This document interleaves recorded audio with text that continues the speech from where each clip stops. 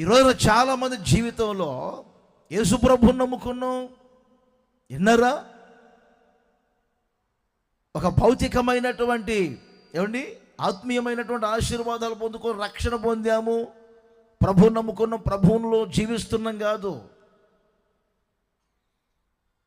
యేసు ప్రభు ఈ లోకానికి దరిద్రుడిగా వచ్చారు. ఎందుకు? ఆయన దారిద్ర్యమును బట్టి మనము ధనవంతులముగా మార్చబడాలని. క్రైస్తవుడంటే అంటరాని వాడు కాదు, క్రైస్తవుడంటే అనామకుడు కాదు, క్రైస్తవుడంటే ఊరు వెలుపల ఉండేవాడు కాదు, క్రైస్తవుడంటే ఏదో దళితుల్లో పుట్టి పెరిగిన వాడు కాదు క్రైస్తవుడు. ఆ మధ్య ఒక వీధిలో రాజకీయ సభలో ఒక రాజకీయ నాయకుడు అంటాడు, దళితులైన క్రైస్తవులకు అనడు. ఎక్కింది నాకు తల వరకు. ప్రపంచంలో క్రైస్తవుడు దళితుడు కాదు, దరిద్రుడు కాదు. ప్రపంచంలో సంపన్న స్థితిలో ఉన్నవాళ్ళు ఎవరంటే క్రైస్తవులు. క్రైస్తవుడు సంపన్న స్థితిలో ఉంటాడు. ప్రపంచవ్యాప్తముగా మీరు ఆలోచన చేయండి. క్రైస్తవ దేశాలు సంపన్న స్థితిలో ఉన్నాయి, క్రైస్తవ కుటుంబాలు సంపన్న స్థితిలో ఉన్నాయి.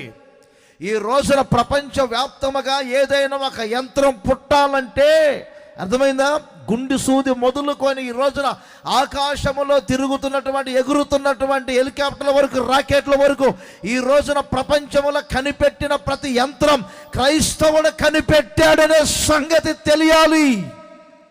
దేవునికి మహిమ కలుగునుగాక. చేతులు పైకే చెప్పాలి గట్టిగా, హల్లెలూయా.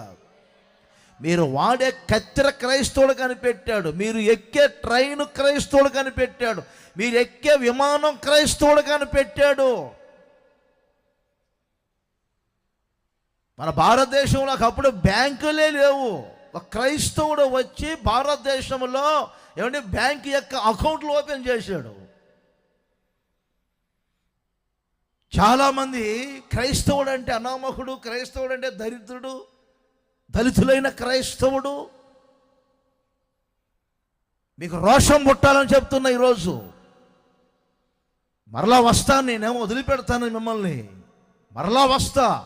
మీరే చెప్పాలి రాబోయే రోజులు దేవుని ఆశీర్వాదం మాకు ఐశ్వర్యం ఇచ్చిందని మీ నోరు చెప్పాలి. మీ దరిద్రపు రేఖ మీ నొసట మీద కొట్టివేయబడాలి. ఆమెను చెప్పండి ఒకసారి గట్టిగా, ఆమెను అనుకోండి. రోషం తెచ్చుకొని చెప్పుకోవాలి గట్టిగా, హల్లెలూయా అని. నేను చెప్పే మాటకు ఆమేన్ అనాలి గట్టిగా. నా బ్రతుకులోనా, నా కుటుంబంలోనా,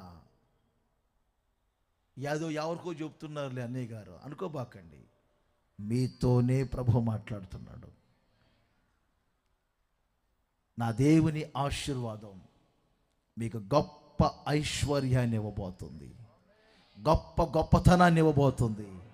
దేవునికి మహిమ కలుగునుగాక. ఆశీర్వాదం మీ జీవితంలో ఒక విస్తరణగా మార్చబడబోతుంది. అదొక గొప్ప రాశిగా మార్చబడబోతుంది.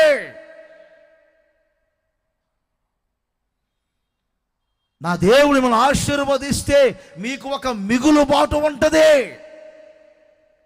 చాలని జీవితం ఉండదు.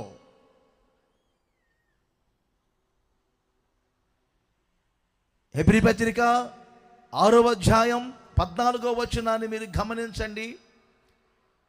మన పితరుడైన అబ్రహాముతో ప్రభు చెప్పిన ఒక మంచి మాట, నేను నిన్ను ఆశీర్వదించి నేను నిన్ను విస్తరింపజేస్తాను. వినండి ఈ మాట, నేను మిమ్మల్ని ఆశీర్వదించి విస్తరింపజేస్తానంటే అర్థం ఏంటి? దేవుని ఆశీర్వాదం ఎక్కడుంటుందో అక్కడ విస్తరణ ఉంటుంది. విస్తరణ. ఇదే విషయం మన ఆదికాండం 13వ అధ్యాయములో గమనించినప్పుడు అబ్రహాము, లోతు ఇద్దరు కలిసి ఒక చోట నివాసం చేస్తున్నారు. ఆ నివాసం చేసే చోట ఆ స్థలం వారికి ఇరుగ్గా ఉంది. ఇద్దరు కలిసి వారు అక్కడ నివసించలేకపోతున్నారు. కారణం ఏంటి? వాక్యం ఇలా అంటుంది, వారు కలిసి నివసించలేనంతగా వారి ఆస్తిని దేవుడు విస్తరింపజేసెను. వారు కలిసి నివసించలేనంతగా వారి ఆస్తిని దేవుడు విస్తరింపజేసెను.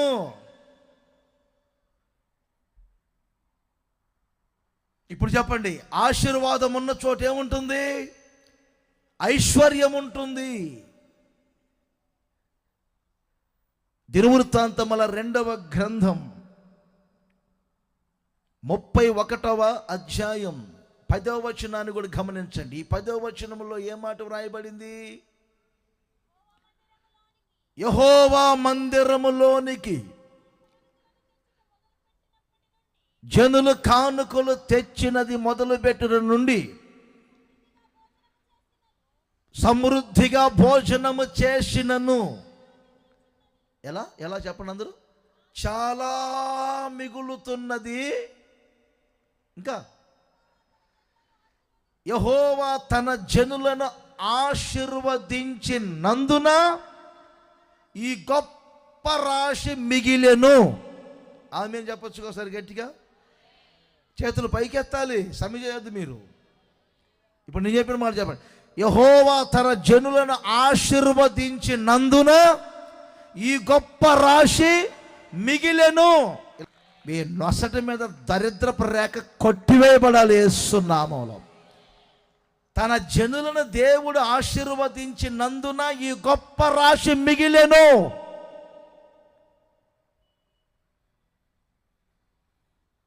ఈ గొప్ప రాశి మిగిలెను.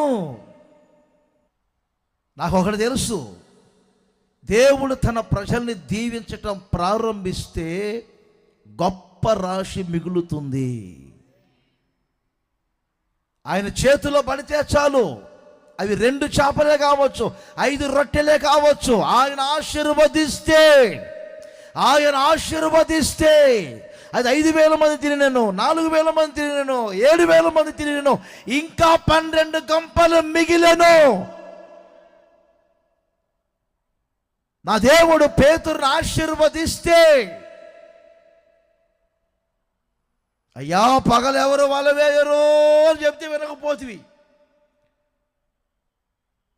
వేశాను, వాళ్ళేమో బయటికి రావట్లా, ఎక్కడో చిక్కున్నట్టుంది.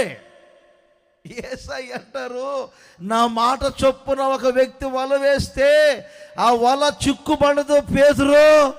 నీ వలకు పోయినటువంటి చేపలు ఒక దోణి లాగలేకపోతుంది. ఆ 2 దోణిలు కట్టి వలను లాగితే అర్థమైందండి, విస్తారమైన చేపలు దొరికెను, ఒక గొప్ప రాశిగా మార్చబడిన వాక్యం చెప్తుంది. ఆమేన్ చెప్పండి గట్టిగా. హల్లెలూయా. నా దేవుడు మిమ్మల్ని ఆశీర్వదించి ఆశీర్వాదముగా మార్చునుగాక, ఆశీర్వాదముగా మార్చునుగాక, ఆశీర్వాదముగా మార్చునుగాక. ఆ ఆశీర్వాదం మీకు ఐశ్వర్యం ఇచ్చును.